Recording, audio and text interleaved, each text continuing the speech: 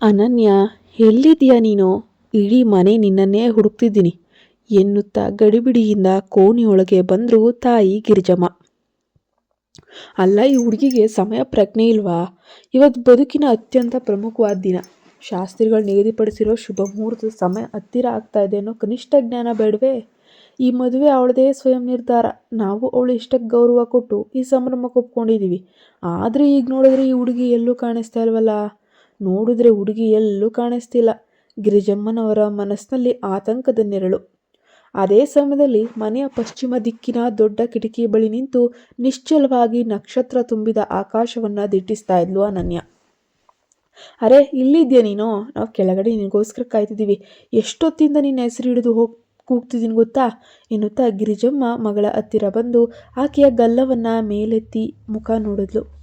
ಅನನ್ಯಾಳ ಕಣ್ಣುಗಳಲ್ಲಿ ಏನೋ ಒಂದು ಮೌನವಿತ್ತು. ಮಗಳ ಮುಖದಲ್ಲಿದ್ದ ಆತಂಕವನ್ನ ಕಂಡು ತಾಯಿ ಮುಗುಳ್ನಕ್ಕೂ, ಮೊದಲ ರಾತ್ರಿಯ ಆಚರಣೆ ಅಂತ ಎದುರುತ್ತಿದ್ಯಾ ಮಗಳೇ? ಅದಕ್ಕೆಲ್ಲ ಅಂಜಬೇಕಾಗಿಲ್ಲ, ಎಲ್ಲವೂ ಸುಸೂತ್ರವಾಗಿ ನಡೆದು ಹೋಗುತ್ತೆ ಆಯ್ತಾ ಎನ್ನುತ್ತಾ ಮಗಳ ಮೇಲಿನ ದೃಷ್ಟಿ ತೆಗೆಯಲು ತಮ್ಮ ಬೆರಳುಗಳನ್ನು ಮಡಚಿ ನೆಟ್ಟಿಗೆ ತೆಗೆದ್ರು. ಇಷ್ಟು ಸುಂದರವಾಗಿ ಸಜ್ಜಾಗಿರುವ ನನ್ನ ಮಗಳಿಗೆ ಯಾರ ದೃಷ್ಟಿ ಬಿತ್ತೋ ಏನೋ ಎಂದು ತಮಗೆ ತಾವೇ ಅಂದುಕೊಂಡ್ರು.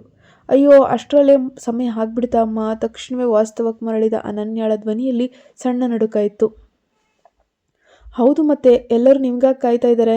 ನಿಮ್ಮನ್ನು ಶೃಂಗಾರ ಜಗತ್ತಿಗೆ ಕಳಿಸಲು ಇಡೀ ಮನೆಯ ಕಾತ್ರದಿಂದ ಕಾಯ್ತಾ ಇದೆ ಅಂತ ಸೋದರತ್ತೆ ಮತ್ತು ಅತ್ತಿಗೆಯರು ಬಾಗಿಲ ಬಳಿ ನಿಂತು ತಮಾಷೆಯನ್ನ ಮಾಡಿದ್ರು. ಹೌದಾ? ಅನನ್ಯಾಳ ಕೆನ್ನೆಗಳು ನಾಚಿಕೆಯಿಂದ ಕೆಂಪಾದವು. ನನ್ನದೇ ಆದ ಪ್ರಪಂಚದಲ್ಲಿ ಯೋಚಿಸಲು ನನಗೆ ಸಿಕ್ಕ ಕೊನೆಯ ಕ್ಷಣ ಇದಾಗಿತ್ತು. ಅದಕ್ಕೆ ಸುಮ್ಮನೆ ಈ ಪ್ರಕೃತಿಯನ್ನು ನೋಡುತ್ತಾ ನಿಂತಿದ್ದೆ ಎಂದು ಗುಣಗಿದ್ಲು. ಸರಿ ಸರಿ, ಯಾವ ಸಮಯದಲ್ಲಿ ಏನು ಮಾಡಬೇಕು ಗೊತ್ತಿಲ್ಲ ನಿನಗೆ ಎನ್ನುತ್ತಾ ಗಿರಿಜಮ್ಮ ಆಕೆಯ ಕೈ ಹಿಡಿದು ಕೆಳಗೆ ಕರೆದುಕೊಂಡು ಬಂದರು. ಅಲ್ಲಿ ಹೊಸ ಅತ್ತೆ ಮಾವ ಅಣ್ಣಂದಿರು ಎಲ್ಲರೂ ಕೂಡ ಹೊಸ ಜೋಡಿಯನ್ನು ಅರಸಲು ಸಿದ್ಧರಾಗಿ ನಿಂತಿದ್ರು. ಎಲ್ಲರ ಸಮ್ಮುಖದಲ್ಲಿ ಅನನ್ಯಾಳ ಹೆಜ್ಜೆಯಲ್ಲಿ ಲಜ್ಜೆ ಎದ್ದು ಕೂಡ ಕಾಣ್ತಾ ಇತ್ತು. ಮನೆಯ ಮೇಲಿನ ಮಹಡಿಯಲ್ಲಿದ್ದ ವಿಶಾಲವಾದ ಮಲಗುವ ಕೋಣೆಯನ್ನ ನವದಂಪತಿಗಳ ಪ್ರಥಮ ಮಿಲನಕ್ಕಾಗಿ ಅದ್ಭುತವಾಗಿ ಅಲಂಕರಿಸಲಾಗಿತ್ತು. ಕೋಣೆಯ ಹೆಬ್ಬಾಗಿಲಿಗೆ ಮಲ್ಲಿಗೆ ಮತ್ತು ಕೆಂಪು ಗುಲಾಬಿಯ ತೋರಣಗಳನ್ನು ಕಟ್ಟಲಾಗಿತ್ತು. ಅವುಗಳಿಂದ ಸೂಸುತ್ತಿದ್ದ ಸುಗಂಧ ಇಡೀ ವಾತಾವರಣವನ್ನ ಮಾದಕವಾಗಿಸಿತು. ಕೋಣೆಯ ಒಳಗೆ ನಸುಗೆಂಪು ಬಣ್ಣದ ಮಂದ ಬೆಳಕಿನ ದೀಪಗಳು ಉರಿಯುತ್ತಿದ್ದು ಇಡೀ ರೂಮಿಗೆ ಒಂದು ರೊಮ್ಯಾಂಟಿಕ್ ಸ್ಪರ್ಶ ನೀಡ್ತಾ ಇದ್ವು. ಅಲ್ಲಿ ಅಳವಡಿಸಲಾಗಿದ್ದ ರಾಜವಂಶದ ಶೈಲಿಯ ಮಂಚದ ಸುತ್ತಲೂ ಮಲ್ಲಿಗೆಯ ಹೂವಿನ ಮಾಲೆಗಳು ಇಳಿಬಿಡಲಾಗಿತ್ತು. ಹಾಸಿಗೆ ಮೇಲೆ ಫಾರ್ ಎವರ್ ಯುವರ್ಸ್ ಅಂತ ಕೆಂಪು ದಳಗಳಿಂದ ಬರೆಯಲಾಗಿತ್ತು. ಪ್ರೇಮದ ಸಂಕೇತವಾಗಿ 2 ಹೃದಯಾಕಾರದ ದಿಂಬುಗಳನ್ನು ಜೋಡಿಸಿದ್ರು. ಮೇಲಿನ ಫ್ಯಾನ್ ನಿಧಾನವಾಗಿ ತಿರುಗುತ್ತಾ ಕೋಣೆಯನ್ನ ತಂಪು ಮಾಡ್ತಿತ್ತು. ಅನನ್ಯಾಳ ಪತಿ ವಿಕ್ರಮ್ ಆಗ್ಲೇ ಕೋಣೆಯೊಳಗೆ ಬಂದು ಅವಳಿಗೋಸ್ಕರ ಕಾಯ್ತಾ ಇದ್ದ. ಮನೆಯವರೆಲ್ಲ ಅವರನ್ನು ಒಚ್ಚಾಯಿಸಿ ಚುಡಾಯಿಸಿ ಹೊರ ಕಳಿಸಿ ಬಾಗಿಲನ್ನು ಹಾಕಿದ್ರು. ಎಷ್ಟೊತ್ತಾದ್ರೂ ಅನನ್ಯ ಬಾರದಿದ್ದಾಗ ಕಿಟಕಿಯ ಬಳಿ ನಿಂತ. ಅಷ್ಟರಲ್ಲೇ ಬಾಗಿಲು ತೆರೆದ ಸಪ್ಪಳವಾಗಿ ಅವನು ತಕ್ಷಣ ಹಿಂದೆ ತಿರುಗಿದ. ಅವನ ಕಣ್ಣೆದುರು ನಿಂತಿದ್ಲು ಅವನ ಪ್ರಾಣದ ಗೆಳತಿ ಅನನ್ಯ. ಹಾಲಿನ ಕೆನ್ನಿಯಂತಹ ಬಿಳಿ ಬಣ್ಣದ ರೇಷ್ಮೆ ಸೀರೆಯಲ್ಲಿ ಕೈ ತುಂಬ ಹಸಿರು ಬಳೆಗಳನ್ನ ತೊಟ್ಟು ಕೈಯಲ್ಲಿ ಬೆಳ್ಳಿ ಲೋಟದ ಹಾಲನ್ನು ಹಿಡಿದು ನಿಂತಿದ್ಲು. ಇಂದು ಬೆಳಗ್ಗೆ ತಾನು ಆಕೆಯ ಕರಾರುವಕ್ಕಾಗಿ ಕಟ್ಟಿದ್ದ ಮಾಂಗಲ್ಯ ಸರ ಅವಳ ಕತ್ತಿನಲ್ಲಿ ಹೊಳಿತಾ ಇತ್ತು. ಜಿಂಕೆಯಂತಹ ಕಣ್ಣುಗಳು, ಅಚ್ಚುಕಟ್ಟಾದ ನಾಸಿಕ ಹಾಗೂ ಹಣೆಯ ಮೇಲಿನ ಕೆಂಪು ಸಿಂಧೂರ ಅವಳ ಸೌಂದರ್ಯವನ್ನ ಮತ್ತಷ್ಟು ಹೆಚ್ಚಿಸಿದ್ವು. ಇನ್ನು ಮುಂದಿನ ಲೋಕ ನಿಮ್ಮದು, ಶುಭರಾತ್ರಿ ಅಂತ ಜೊತೆಗೆ ಬಂದಿದ್ದ ಅತ್ತಿಗೆಯರು ಬಾಗಿಲನ್ನ ಹೊರಗಿನಿಂದ ಲಾಕ್ ಮಾಡಿದ್ರು. ವಿಕ್ರಮ್ ಮೆಲ್ಲನೆ ನಡೆದು ಹೋಗಿ ಒಳಗಿನಿಂದ ಚಿಲಕವನ್ನ ಭದ್ರಪಡಿಸಿ ಅನನ್ಯಾಳ ಹತ್ತಿರ ಬಂದ. ಆಕೆಯ ಬಿಸಿಯುಸಿರು ಅವನ ಮುಖಕ್ಕೆ ತಾಕ್ತು. ಆ ಭಾವದಲ್ಲೇ ತೇರಿದ ವಿಕ್ರಮ್ ಮುಗ್ಧನಂತೆ ಕೇಳಿದ, ಏನಿದು ಕೈಯಲ್ಲಿ? ನನಗೋಸ್ಕರ ತಂದ? ಅನನ್ಯ ಏನು ಮಾತಾಡದೆ ತಲೆ ತಗ್ಗಿಸಿ ನಾಚಿಕೊಂಡ್ಲು. ಇವತ್ತು ಮೊದಲ ದಿನ, ನೀನೇ ನನ್ನ ಕುಡಿಸು. ಆದರೆ ನಿನಗೆ ತುಂಬ ನಾಚಿಕೆ ಅನಿಸುತ್ತೆ, ನಾನೇ ತಗೋತೀನಿ ಅನ್ನುತ್ತಾ ವಿಕ್ರಮ್ ಆಕೆಯ ಕೈಯಲ್ಲಿದ್ದ ಲೋಟವನ್ನ ತನ್ನ ಬಲಗೈಗೆ ಪಡೆದುಕೊಂಡ. ಎಡಗೈಯಿಂದ ಆಕೆಯ ಸೊಂಟವನ್ನ ಬಳಸಿ ತನ್ನತ್ತ ಸೆಳೆದುಕೊಂಡು ಹಾಲಿನ ಲೋಟವನ್ನ ಆಕೆಯ ತುಟಿಗಳಿಗಿಟ್ಟ. ಆದರೆ ಆಕೆ ಕುಡಿಲಿಲ್ಲ. ಆಗ ವಿಕ್ರಮ್ ತಾನೇ ಒಂದು ಗುಟುಕನ್ನ ತೆಗೆದುಕೊಂಡ. ತಕ್ಷಣವೇ ಆಕೆಯ ತುಟಿಗಳನ್ನ ಇಟ್ಟಿದ್ದ. ಬಾಯಲ್ಲಿದ್ದ ಹಾಲಿನ ಸವಿಯನ್ನ ಆ ಒಂದು ಮುತ್ತಿನ ಮುಖಾಂತರ ಅವಳಿಗೆ ದಾಟಿಸ್ದ. ಆ ಪ್ರೇಮದ ಅಮಲಿನಲ್ಲಿ ಇಬ್ಬರ ಶ್ವಾಸವೂ ಒಂದಾಯಿತು. ಆದರೆ ಬಾಲ್ಯದಿಂದಲೂ ಅತ್ಯಂತ ಶಿಸ್ತು ಮತ್ತು ಅತಿ ಸ್ವಚ್ಛತೆಯಿಂದ ವಾತಾವರಣದಲ್ಲಿ ಬೆಳೆದಿರೋ ಅನನ್ಯಾಳಿಗೆ ಈ ರೀತಿ ಇನ್ನೊಬ್ಬರು ಎಂಜಲನ್ನು ಸ್ವೀಕರಿಸೋದು ಒಳಗೊಳಗೆ ಒಂದು ರೀತಿಯ ಕಸಿವಿಸಿ ಅಸಹ್ಯ ಉಂಟಾಯಿತು. ಛೀ, ಮದುವೆ ಆದಮೇಲೆ ಈಗೆಲ್ಲ ಇರುತ್ತಾ, ಒಂಥರ ವಿಚಿತ್ರ ಎಂದು ಮನಸ್ಸಿನಲ್ಲೇ ಅಂದುಕೊಂಡು ಆಕೆಯ ಮುಖದ ಭಾವವನ್ನು ಗಮನಿಸಿದ ವಿಕ್ರಮ್, ಏನು ಯೋಚನೆ ಮಾಡ್ತಿದೀಯಾ ಅನನ್ಯ ಎನ್ನುತ್ತಾ ಆಕೆಯ ರೇಷ್ಮೆ ಸೀರೆಯಂಥ ನಯವಾದ ಸೊಂಟವನ್ನು ಮತ್ತಷ್ಟು ಬಿಗಿಯಾಗಿ ಆಲಂಗಿಸ್ತ. ಆಕೆಯ ಆ ನಯವಾದ ಸ್ಪರ್ಶ ಅವನಲ್ಲಿದ್ದ ಆಸೆಗಳನ್ನು ಮತ್ತಷ್ಟು ಬಡಿತಗೊಳಿಸಿತು. ಪ್ರತಿಯೊಬ್ಬರ ಬದುಕಿನಲ್ಲೂ ಈ ಪ್ರಥಮ ರಾತ್ರಿ ಅನ್ನುವಂಥದ್ದು ಅತ್ಯಂತ ಮಧುರವಾದ ಮತ್ತು ಮರೆಯಲಾಗದಂತಹ ಕ್ಷಣ. ವಿಕ್ರಮ್ ಕೂಡ ತುಂಬ ದಿನಗಳಿಂದ ಕಾಯ್ತಿದ್ದ ಆ ಸುಂದರ ಕ್ಷಣಕ್ಕೆ ಇಂದು ಮುನ್ನುಡಿ ಬರೆಯಲು ಹೊರಟಿದ್ದ. ಅನನ್ಯಾಳು ತನ್ನ ಪ್ರೇಮದ ಬಲೆಯಿಂದ ಸಂಪೂರ್ಣವಾಗಿ ಆವರಿಸಿಕೊಂಡು ಅವಳ ಶರೀರದ ಇಂಚಿಂಚನ್ನು ತನ್ನದಾಗಿಸ್ಕೊಳ್ಳೋಕೆ ಮುಂದಾದ. ಆಕೆಯ ತಾರುಣ್ಯದ ಸೌಂದರ್ಯ ಅವನನ್ನು ಸಂಪೂರ್ಣವಾಗಿ ಮಂತ್ರಮುಗ್ಧವಾಗಿಸಿತ್ತು.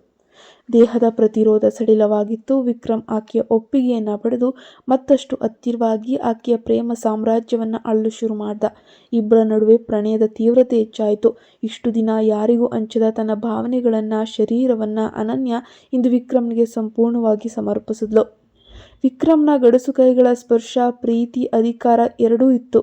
ಆ ಪ್ರಣಯದ ನೋವು ಮತ್ತು ಹಿತದ ನಡುವೆ ಅನನ್ಯಾಳ ಕಣ್ಣಂಚಿನಿಂದ ಒಂದು ಹನಿ ಕಣ್ಣೀರು ಜಾರಿತು.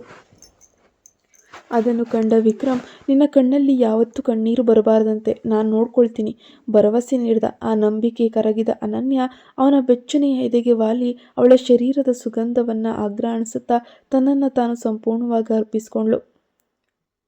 ಇಬ್ಬರನ್ನ ಬೆವರಿನ ಸೋನೆ ಮಳೆಯಲ್ಲಿ ಒದ್ದೆಯಾಗಿಸ್ತು. ಪ್ರಣಯದ ಆ ಸುಂದರ ಕ್ಷಣ ಮುಗಿದ ನಂತರ ವಿಕ್ರಮ್ ನಿಧಾನವಾಗಿ ಆಕೆಯ ಬಿಗಿಯಾದ ಹಿಡಿತದಿಂದ ದೂರ ಸರಿದ. ವಾಶ್ರೂಮ್ ಕಡೆಗೆ ನಡೆದ. ಆದರೆ ವಾಶ್ರೂಮ್ನಿಂದ ಹೊರಬಂದ ಅವನ ಮುಖದಲ್ಲಿ ಆಗಲೇ ಪ್ರೀತಿ ಬದಲು ಕ್ರೋಧದ ಜ್ವಾಲೆ ಎದ್ದಿತ್ತು. ತೃಪ್ತಿಯಿಂದ ಇರಬೇಕಾಗಿರೋದು ಅವನ ಕಣ್ಗಳಲ್ಲಿ ಕೆಂಪಾಗಿದ್ವು. ನೀನೊಂದು ಮಹಾ ಮೋಸಗಾತಿ. ಅವನ ಧ್ವನಿ ಇಡೀ ಕೋಣೆಯಲ್ಲಿ ಗುಡುಗಿತ್ತು.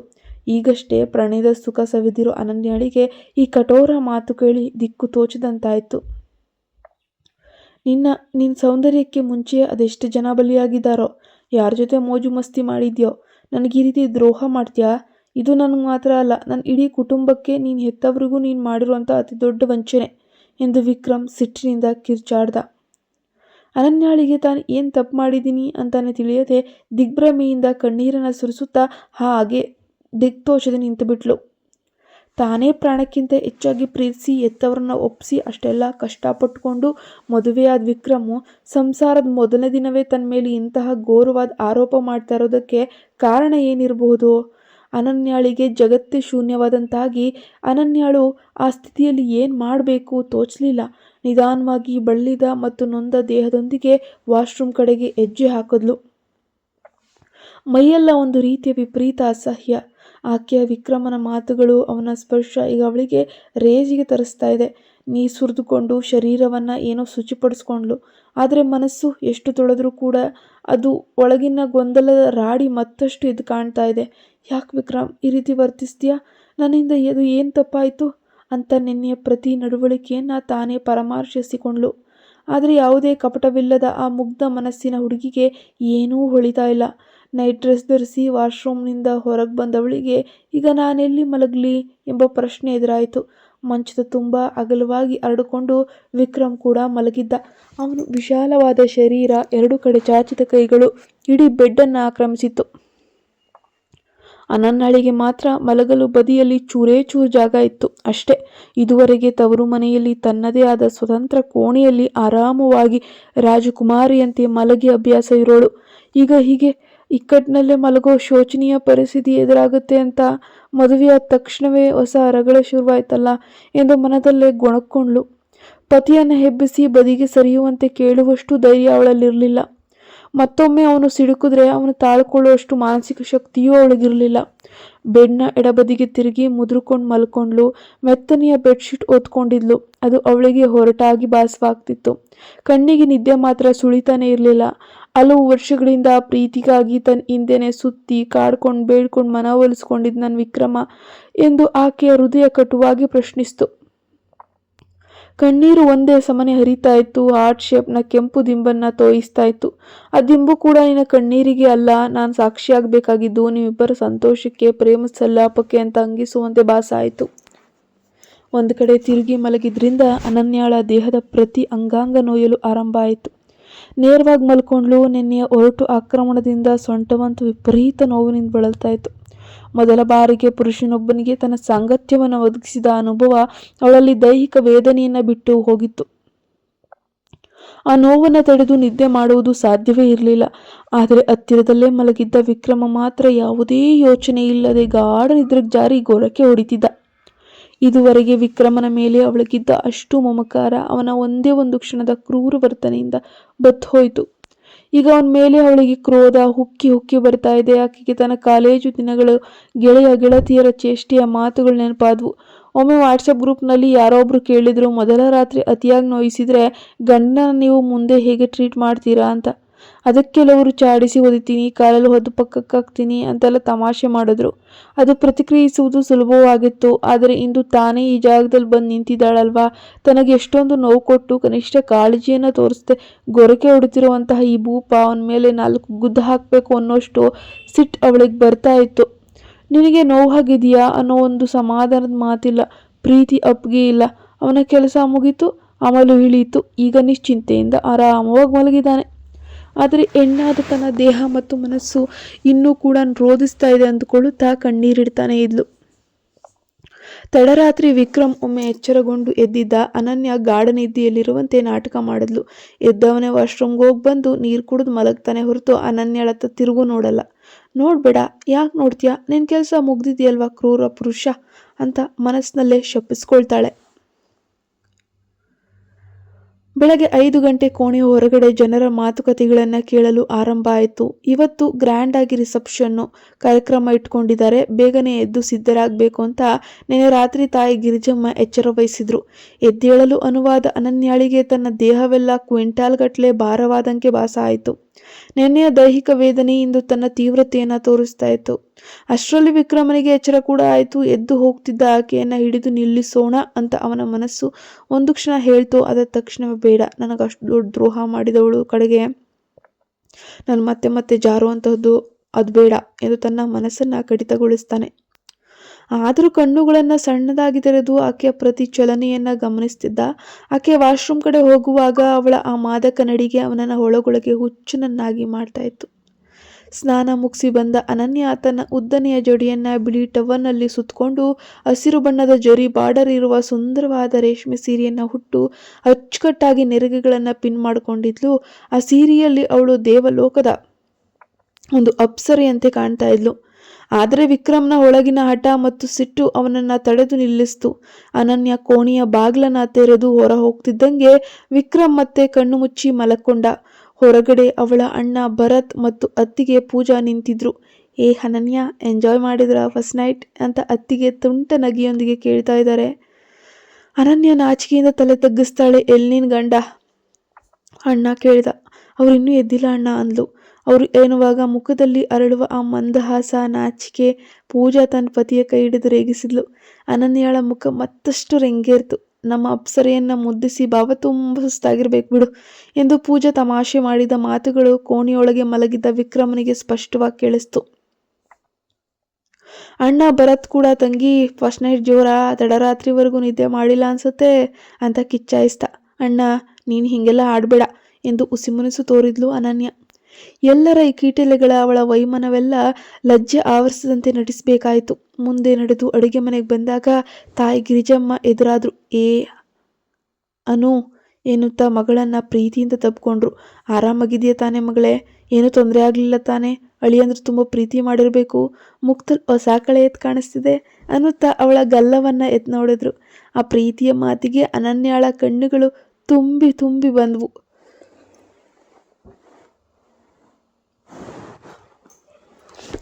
ಇದಕ್ಕೆಲ್ಲ ಯಾರಾದರೂ ಅಳ್ತಾರ? ಮೊದಲ ರಾತ್ರಿ ನಂತರ ಹೆಣ್ಣಿನ ಮುಖದಲ್ಲಿ ನಗು ಇರಬೇಕು ಅಂದಾಗ ತಾಯಿಯ ಎದೆಗೆ ತಲೆ ಇಟ್ಟು ಕಣ್ಣೀರಿಟ್ಲು ಅನನ್ಯ. ಇದೆಲ್ಲ ನೋವಲ್ಲಮ್ಮ, ಆ ನೋವಿನ ಜೊತೆಗಿರುವ ನಲಿವನ್ನ ಆಸ್ವಾದಿಸಬೇಕು ಎಂದು ಮಗಳ ಕಣ್ಣೀರನ್ನ ಒಡಿಸಿದ್ರು ಗಿರಿಜಮ್ಮ. ಅನನ್ಯಾಳಿಗೆ ತಾನು ಅನುಭವಿಸ್ತಿರೋ ನರಕವನ್ನ ಯಾರ ಬಳಿ ಹೇಳ್ಬೇಕಂತ ತೋಚಲಿಲ್ಲ. ನಡಿ ಬೇಗ, ಇವತ್ತು ನೀನೇ ನಿನ್ನ ಕೈಯಾರೆ ದೇವರು ಪೂಜೆ ಮಾಡಬೇಕು, ಎಲ್ಲರಿಗೂ ಆರತಿ ಕೊಡು, ಆ ವಿಕ್ರಮನನ್ನ ಮಾತ್ರ ಬಿಡಬೇಡ ಎಂದು ಪ್ರತ್ಯೇಕವಾಗಿ ಎಚ್ಚರಿಸಿದ್ರು. ಒಂದು ಲೋಟ ನೀರು ಕುಡಿದು ಭಾರವಾದ ಹೆಜ್ಜೆಗಳನ್ನಿಡುತ್ತಾ ದೇವರ ಕೋಣೆಯಾಗೆ ತೆರಳುತ್ತಾಳೆ ಅನನ್ಯ. ಅವಳ ಮನಸ್ಸು ಅಲ್ಲೋಲ ಕಲ್ಲೋಲವಾಗಿತ್ತು. ಇನ್ನೆಲ್ಲ ಕಪಟ ನಾಟಕ ಮಾಡಿಕೊಂಡು ಬದುಕಬೇಕಷ್ಟೆ. ನಮ್ಮಿಬ್ಬರ ಮದುವೆ ಎಂತಹ ಅಡ್ಡಗೋಡೆ ತಂದದ್ದು ಯಾರು ದೇವರಿಗೆ ಗೊತ್ತು ಎಂದುಕೊಳ್ಳುತ್ತಾ ದೀಪ ಹಚ್ಚಿ ಕಣ್ಣು ಮುಚ್ಚಿದ್ಲು. ಇದುವರೆಗೂ ಅವಳಿಗೆ ಪೂಜೆ ಅಂದ್ರೆ ಕೇವಲ 2 ನಿಮಿಷದ ಕೆಲಸ. ಆದ್ರೆ ಇವತ್ತು ಭಕ್ತಿ ತನ್ನಿಂತಾನೆ ಮೂಡಿದೆ. ದೇವ್ರ ಮುಂದೆ ಸೆರಗೊಡ್ ಬೇಡ್ಕೊಳ್ತಿದ್ದಾಳೆ. ಈ ನನ್ನ ಪತಿ ವಿಕ್ರಮ್ನ ತಿದ್ದು ನನ್ನೊಂದಿಗೆ ಪ್ರೀತಿಯಿಂದ ಇರುವಂತೆ ಮಾಡು. ನಿನ್ನದೇ ಜವಾಬ್ದಾರಿ ತಾಯಿ. ತಪ್ಪಾದ್ರೂ ಏನು ಎಂಬುದನ್ನ ತೋರಿಸ್ಕೊಟ್ಬಿಡು. ಆ ಒಗಟಿನಂತಹ ನಡವಳಿಕೆಯನ್ನ ಸಹಿಸೋಕೆ ಆಗ್ತಾ ಇಲ್ಲ ಎಂದು ಕಂಬನಿ ಮಿಡಿತಾಳೆ. ದೇವಿಯ ಮೂರ್ತಿಯ ಬಲಭಾಗದಿಂದ ಕೆಂಪು ಗುಲಾಬಿಯ ಹೂವೊಂದು ಪ್ರಸಾದವಾಗಿ ಕೆಳಗೆ ಬೀಳುತ್ತೆ. ಅದನ್ನ ಕಂಡು ದೇವಿಗೆ ಮತ್ತೊಮ್ಮೆ ನಮಸ್ಕರಿಸಿ ತನ್ನ ಮುಡಿಗೆ ಮುಡಿದುಕೊಂಡ್ಲು.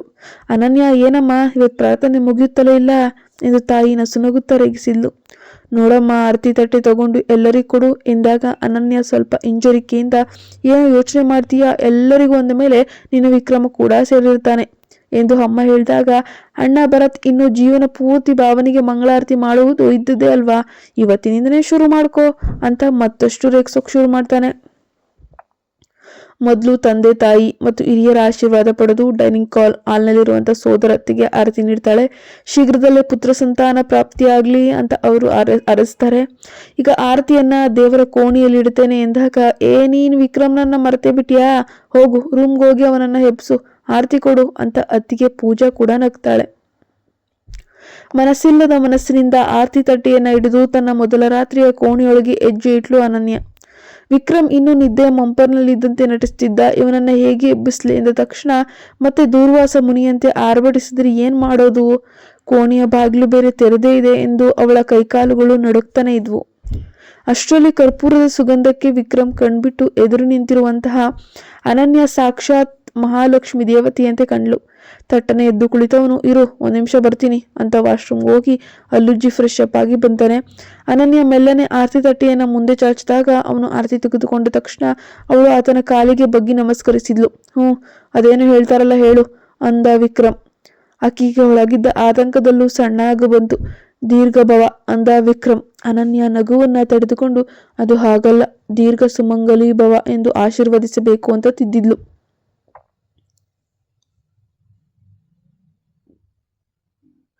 ನನಗೆ ಏನೋ ಒಂದು ಸುಮಂಗಲಿ ಭವ, ನನಗಿಂತ ಮುಂಚೆ ನೀನೊಂದು ಟಿಕೆಟ್ ತಗೋಬೇಕಂತ ಆಸೆನಾ ಎಂದು ಮುಖ ಗಂಟಾಕಿ ಕಟುವಾಗಿ ಹೇಳ್ದ. ಅದನ್ನ ಹೆಚ್ಚು ಮನಸ್ಸಿಗೆ ಹಚ್ಕೊಳ್ದೆ ತನ್ನ ಕೆಲಸ ಮುಗೀತಲ್ಲ ಅಂದ್ಕೊಳ್ಳುತ್ತಾ ಅನನ್ಯ ಕೋಣೆಯಿಂದ ಹೊರಗೆ ಹೋದ್ಲು. ಹೊರಗಡೆ ಎಲ್ಲರೂ ತಿಂಡಿ ತಿನ್ನಲು ಮದುಮಗ ವಿಕ್ರಮನ್ಗಾಗಿ ಕಾಯ್ತಾ ಇದ್ದಾರೆ.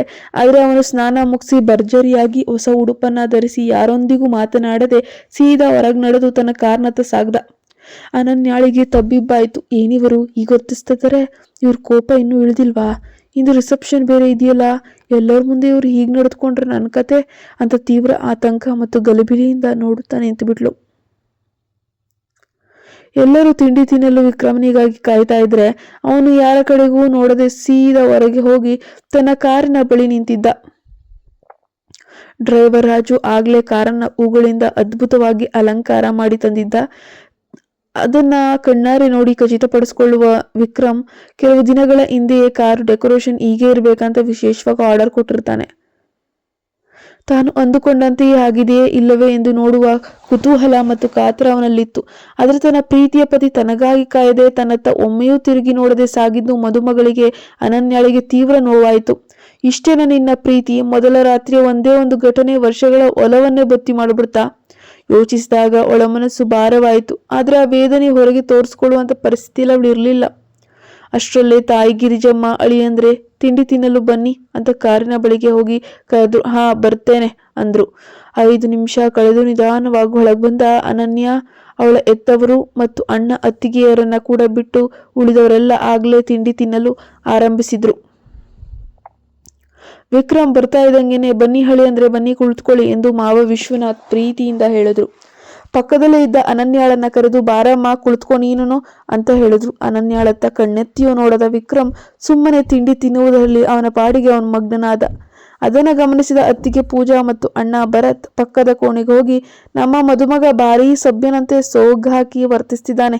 ಮೊದಲ ರಾತ್ರಿಯಲ್ಲಿ ಅನನ್ಯಾಳ ಜೊತೆ ಮಾಡುವುದನ್ನೆಲ್ಲ ಮಾಡಿ ಈಗ ಏನು ತಿಳಿಯದವನಂತೆ ಇದ್ದಾನಲ್ವಾ ಅಂತ ಹೇಳ್ಕೊಂಡು ಮುಸಿ ಮುಸಿ ನಕ್ಕರು.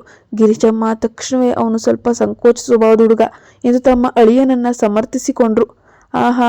ಸಂಕೋಚ ನಮ್ಗೆ ಗೊತ್ತು, ಅನನ್ಯಾಳ ಹಿಂದೆ ತಿರುಗುತ್ತಿದ್ದ ಕಿಲಾಡಿ ಇವನೇ ತಾನೆ ಅಂತ ಪೂಜಾ ರಾಗವಿಳಿಯೋಕೆ ಶುರು ಮಾಡ್ತಾಳೆ. ಆದರೆ ವಿಕ್ರಮ್ ಮಾತ್ರ ಅತ್ಯಂತ ಗಂಭೀರವಾಗಿಯೇ ತನ್ನ ಪಾಡಿಗೆ ತನ್ನ ತಿಂಡಿ ಮುಗಿಸಿ ಎದ್ದನು. ತನ್ನ ಬ್ಯಾಗನ್ನು ತೆಗೆದುಕೊಳ್ಳಲು ವಿಕ್ರಮ್ ಕೋಣೆಯತ್ತ ಹೆಜ್ಜೆ ಹಾಕಬೇಕಿತ್ತು. ಅದರಲ್ಲಿ ಆಗಲೇ ಅನನ್ಯಾಳಿಗೆ ರಿಸೆಪ್ಷನ್ಗಾಗಿ ಮೇಕಪ್ ಮತ್ತು ಅಲಂಕಾರ ಮಾಡಲು ಹೆಂಗಳಿಯರು ದೊಡ್ಡ ದಂಡೆ ಮುತ್ತಿಕ್ಕಿ ಹಾಕಿತ್ತು. ವಿಕ್ರಮ್ನಿಗೆ ರೂಮಿನ ಒಳಗೆ ಹೋಗಲು ಒಂದೇ ರೀತಿಯ ಸಂಕೋಚ. ಒಳಗಿರುವ ಅನನ್ಯಾಳನ್ನ ಏನಂತ ಕರೀಲಿ? ಅಲ್ಲಿ ಇದ್ದವರ ಬಳಿ ನನ್ನ ಬ್ಯಾಗ್ ಹೊರಗೆ ತಂದು ಕೊಡಿ ಅಂತ ಹೇಳಲೆ, ಅಥವಾ ಹೊರಗೆ ನಿಂತಿರುವಂತಹ ಈ ಸಣ್ಣ ಹುಡುಗಿಗೆ ಬ್ಯಾಗಿನ ಗುರುತು ಹೇಳಿ ತರಿಸ್ಕೊಳ್ಳ ಅಂತೆಲ್ಲ ಯೋಚಿಸ್ತಿದ್ದಾಗ, ಬೇಡ, ಅನನ್ಯಾಳಿಗೆ ನನ್ನ ಬ್ಯಾಗಿನ ಬಗ್ಗೆ ಚೆನ್ನಾಗಿ ಗೊತ್ತಿರುತ್ತೆ, ಅವಳೇ ತಂದುಕೊಡ್ಲಿ ಅಂತ ಅಂದುಕೊಂಡು ಹೊರಗಿನ ಹಾಲ್ನಲ್ಲೇ ಕುಳಿತುಕೊಳ್ತಾನೆ. ಆಜಾರದಲ್ಲಿ ಕುಳಿತಿದ್ದ ವಿಕ್ರಮನಿಗೆ ನಿದ್ದೆ ತೂಗಿದಂತಾಗಿತ್ತು. ರಾತ್ರಿ ಅನನ್ಯಾಳೊಡನೆ ಪ್ರೇಮ ಲೋಕದಲ್ಲಿ ವಿವರಿಸಿ ಮಲಗುವಾಗ ತುಸು ತಡವೇ ಆಗಿತ್ತು. ಅದಲ್ಲದೆ ಶರೀರ ಅವಯವಗಳು ಕೂಡ ಪ್ರಪ್ರಥಮ ಬಾರಿಗೆ ವಿಶೇಷ ಭಂಗಿಯ ದೈಹಿಕ ಶ್ರಮಕ್ಕೆ ಒಕ್ಕೊಂಡಿರೋದ್ರಿಂದ ಒಂಥರ ಇರಿಸು ಮುರುಸು ಉಂಟಾಗಿತ್ತು. ದೇಹದಲ್ಲಿ ಸಣ್ಣದಾಗಿ ಏನೋ ಸೆಳೆತ, ಸಂಕಟ, ಆದರೆ ಅದಕ್ಕಿಂತ ಹೆಚ್ಚಾಗಿ ಮನಸ್ಸಿನಲ್ಲಿ ದೊಡ್ಡ ಬಿರುಗಾಳಿ ಅನ್ನೋದೇ ಎದ್ದಿತ್ತು. ಇವಳು ನನಗೆ ಮೋಸ ಮಾಡ್ತಿದ್ದಾಳೆ, ಇಲ್ಲ ನಾನೇನಾದ್ರೂ ತಪ್ಪು ತಿಳಿದಿದ್ದೀನ? ಇವತ್ತಿನ ದಿನ ಇಷ್ಟೆಲ್ಲ ಜನರ ಮಧ್ಯೆ ಅವಳನ್ನ ಎದುರಿಸುವುದು ಹೇಗೆ? ನನ್ನೊಳಗಿನ ಈ ಕೋಲಾಹಲವನ್ನ ಯಾರ ಬಳಿ ಹೇಳ್ಕೊಳ್ಳಿ? ನನ್ನ ಫ್ರೆಂಡ್ಗಳ ಬಳಗದಲ್ಲಿ ನಾನೇ ಮೊದಲು ಮದುವೆ ಆದವನು. ಗೆಳೆಯರಲ್ಲಿ ಬ್ಯಾಚುಲರ್ಗಳು, ಅವರಲ್ಲಿ ಇಂತಹ ವಿಷಯದ ಹಂಚ್ಕೊಳ್ಳೋದು ಸರಿನಾ? ಅಸಾಧ್ಯವಾದ ಮಾತು ಅಂತ ಯೋಚಿಸ್ತಾ ಇದ್ದ. ಕತೆ ಮುಂದುವರಿಯುತ್ತೆ ಸ್ನೇಹಿತರೆ. ದಯವಿಟ್ಟು ಇನ್ನು ಮುಂದಿನ ಭಾಗ ನಿಮ್ಗೆ ಇಂಟ್ರೆಸ್ಟ್ ಇದ್ರೆ ಖಂಡಿತ ನೀವೇ ಓದ್ಕೋಬಹುದು. ಆ್ಯಂಡ್ ನೆಕ್ಸ್ಟ್ ಭಾಗಗಳೇನಾದರೂ ಬೇಕಿದ್ರೆ ದಯವಿಟ್ಟು ಕಮೆಂಟ್ನಲ್ಲಿ ತಿಳಿಸಿ, ಈ ಕತೆ ಮುಂದುವರಿಸೋದ್ವಾ ಬೇಡವಾ ಅಂತ. ಧನ್ಯವಾದ. ಪ್ಲೀಸ್ ನಮ್ಮ ಚಾನಲ್ಗೆ ಸಬ್ಸ್ಕ್ರೈಬ್ ಆಗಿ.